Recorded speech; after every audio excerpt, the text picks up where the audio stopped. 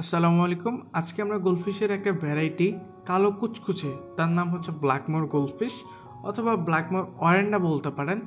এটার যত্ন নিয়ে কথা বলবো।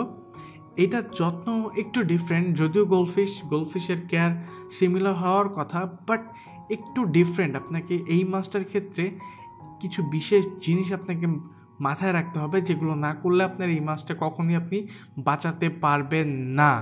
তো এই জন্য অবশ্যই এই মাছটি কেনার আগে, অথবা আপনি যদি কিনে ফেলেছেন অলরেডি, তাহলে এই ভিডিওটা আপনার জন্য।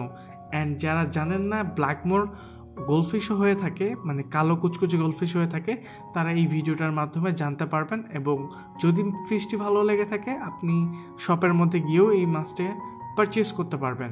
তো আজকে আমরা এটার কেয়ার নিয়ে কথা বলবো। তো গোল্ডফিশ সম্পর্কে প্রথমে যে বিষয়গুলো না বললেই নয়, সেটা হচ্ছে গোল্ডফিশ যাকে দেখে তাকে 40 দিন পর্যন্ত মনে রাখতে পারে। Can you believe it?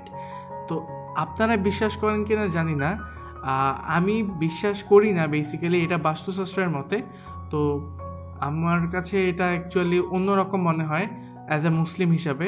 তো আপনারা যারা বিশ্বাস করেন বা যারা বাস্তুশাস্ত্রে বিশ্বাস করেন, তারা বিশ্বাস করতে পারেন, এটা তাদের ব্যাপার। বাট অ্যাজ এ মুসলিম হিসেবে আমি এই বিষয়টাকে খুব একটা ওইভাবে দেখি না। আর হয়তো বা হতেও পারে কিনা নাও হতে পারে, আমার এই বিষয়টা সম্পর্কে জানা নেই।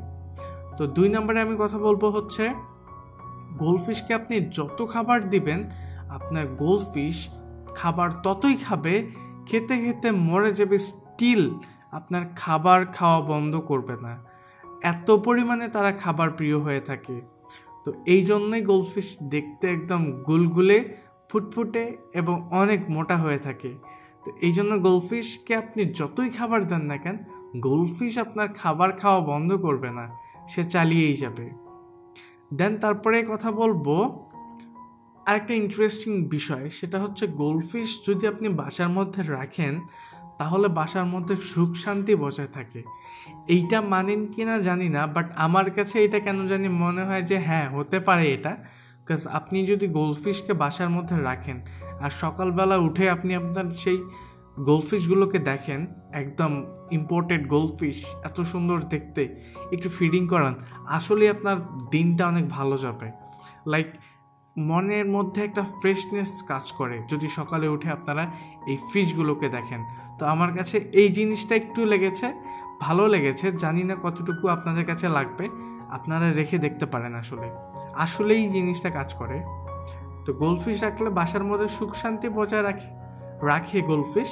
এভাবে না বললেও আমরা বলবো যে গোল্ডফিশকে সকালে যদি ঘুম থেকে উঠে দেখেন, তাহলে আমাদের অনেকটা ভালো লাগে। ফিশগুলোকে দেখে অনেকটা স্ট্রেস কমে যায়।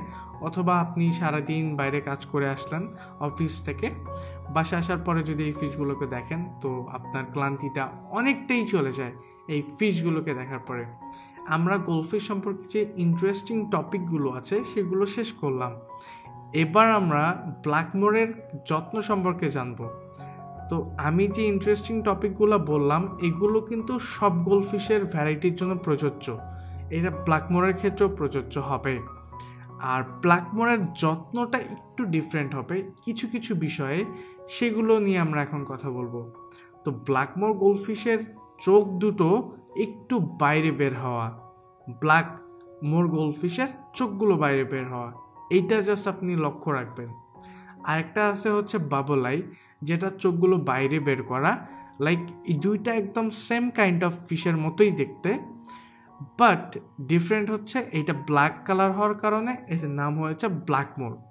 আর ওইটা সিম্পল গোল্ডফিশের মতোই অরেঞ্জ কালার হয়, ইয়েলো হয়, রেড কালারেরও হয়। তো ওইটার চোখটা একটু ডিফারেন্ট, এই জন্য ওটার নাম বাবল আই, অর্থাৎ চোখগুলো বাবল টাইপের, লাইক ফোলার টাইপের, এই জন্য ওটার নাম বাবল আই। আর ব্ল্যাকমোরের কিন্তু চোখগুলো একটু বাইরে বের হওয়া। তো অবশ্যই করে আপনাকে মাথায় রাখতে হবে, এমন কোনো মাছের সাথে এই মাছটাকে রাখা যাবে না যেই মাছটা এই ফিশের চোখগুলোকে যায় অ্যাটাক করে অথবা হার্ম করে। আপনি গোল্ডফিশের সাথে কই ফিশ রাখতে পারবেন যদি আপনার কইগুলো ছোট হয়। কই ফিশ যত দ্রুত বড় হবে, গোল্ডফিশ কিন্তু অত দ্রুত বড় হয় না। তো আপনার গোল্ডফিশগুলো স্লো সুইম করে, আর আপনার কই ফিশ হচ্ছে ফার্স্ট সুইমার। আর খাবার দেওয়ার সময় একটা প্রবলেম হচ্ছে কি, আপনি যদি ফাস্ট সুইমারের সাথে স্লো সুইমার ফিশ রাখেন তাহলে যখন খাবার দিবেন আপনার ফাস্ট সুইমার ফিশ যেগুলো আছে তারা আগে গিয়ে খাবারগুলো শেষ করে ফেলবে, এরপরে স্লো সুইমার ফিশ আপনার খাবার আর পাবে না। তো এই জন্য অবশ্যই কমফোর্টেবল ফিশ রাখা দরকার, ট্যাঙ্কমেটস রাখা দরকার। দেন আমরা কথা বলবো যে গোল্ডফিশের ট্যাঙ্কের মধ্যে অবশ্যই আপনাকে ফিল্টার ইনস্টল করতে হবে। একটা গোল্ডফিশের জন্য মিনিমাম রিকোয়ারমেন্টস হচ্ছে 20 গ্যালন একটা অ্যাকুরিয়াম বা 20 গ্যালন একটা ট্যাঙ্ক। তো এর থেকে কমে না যাওয়াই ভালো। ফিশের জন্য আপনার সাধ্য মতো যত বাড়াতে পারেন সর্বোচ্চ তত ভালো হবে। তো এটা অবশ্যই একটা মাথায় রাখার মতো জিনিস, ফিল্টারেশন সিস্টেম রাখতে হবে। কারণ প্রথমেই একটা টপিক নিয়ে বলেছি, সেটা হচ্ছে আপনি আপনার গোল্ডফিশকে যতই খাবার দিন না কেন আপনার ফিশ খেতে খেতে মরে যাবে, স্টিল আপনার খাবার খাওয়া বন্ধ করবে না। আমি এটার সাথে তুলনা করেছি, তো বুঝতেই পারতেছেন আসলে কতটা খাবার প্রিয়। সো যত খাবে তত ওয়েস্ট প্রডিউস করবে, এই জন্য অবশ্যই আপনাকে একটা ফিল্টারেশন সিস্টেম রাখতে হবে। অ্যান্ড অবশ্যই সপ্তাহে করে আপনি 20% অথবা 15% অথবা 25% করে ওয়াটার চেঞ্জ করতে পারেন। এতে করে আপনার ফিশগুলো সুস্থ থাকবে, ভালো থাকবে, এটাই। আর শীতকালে এই মাছের জন্য অপটিমাম টেম্পারেচার হচ্ছে 24 ডিগ্রি সেলসিয়াস। আপনি 22 থেকে 28-এর মধ্যেই সীমাবদ্ধ রাখবেন, এতে আপনার ফিশগুলো ভালো থাকবে, আপনিও সুস্থ।